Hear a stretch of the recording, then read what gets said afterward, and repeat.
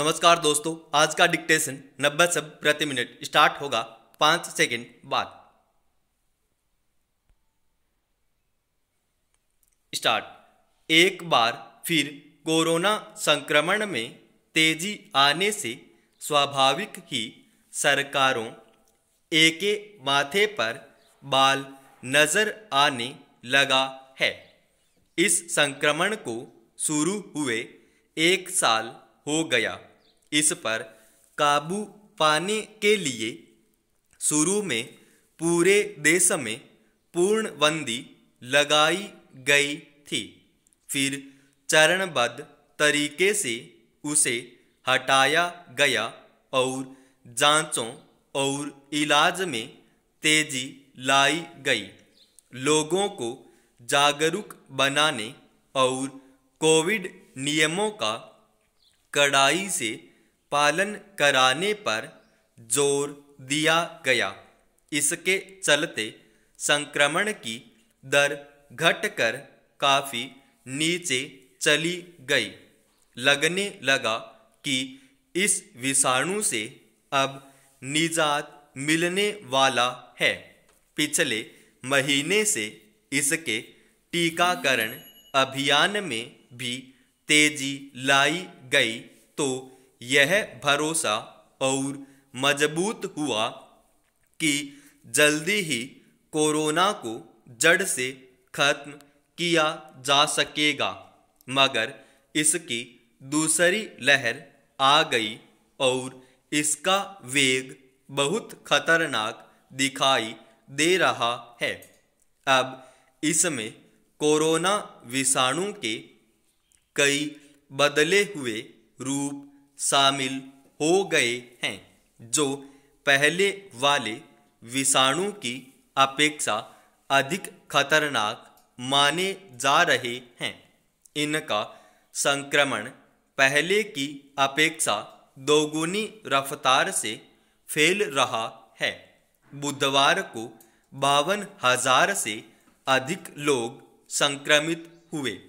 संक्रमितों के ठीक होने की दर भी पहले की अपेक्षा धीमी है। इस तरह कोरोना की दूसरी लहर ज़्यादा चिंता का कारण बनी हुई है। होली नज़दीक है।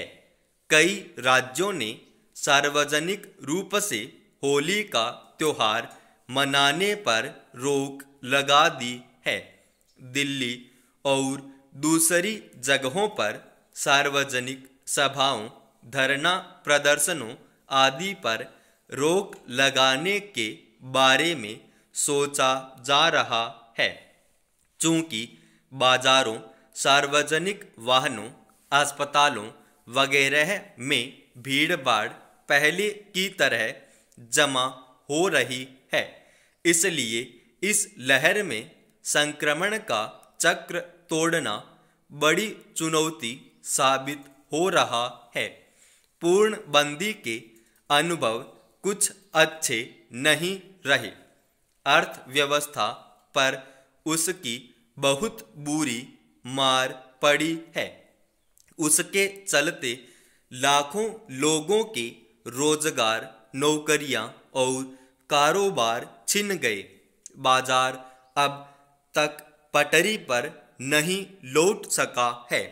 इसलिए सरकारें पूर्णबंदी जैसा कदम उठाने से बच रही हैं, पर समिति समय के लिए कर्फ्यू और बंदी जैसे कदम उठाए जा रहे हैं। इससे लोगों की गतिविधियों को नियंत्रित करने में कुछ और मदद मिलेगी। संवेदनशील इलाकों की पहचान कर छोटे छोटे हिस्सों में बांटकर बंदी लागू करने पर विचार हो रहा है। इस तरह संक्रमितों की पहचान और उनका इलाज करने में काफ़ी मदद मिल सकती है। मगर इन तमाम प्रयासों के बीच सबसे महत्वपूर्ण है कि लोग खुद अनुशासन बरतें। हाथ धोने, उचित दूरी का पालन करने, प्रतिरोधक क्षमता बढ़ाने वाले टीके लगवाने के लिए तत्पर हों तो इस विषाणु पर काबू पाने का भरोसा कुछ अधिक बढ़ेगा। मगर देखा जा रहा है कि बहुत सारे लोग जैसे मान बैठे हैं कि कोरोना का भय अब समाप्त हो चुका है। दूर दराज के गांवों में इसके संक्रमण को लेकर उतनी चिंता नहीं है जितना शहरों और कस्बों में है।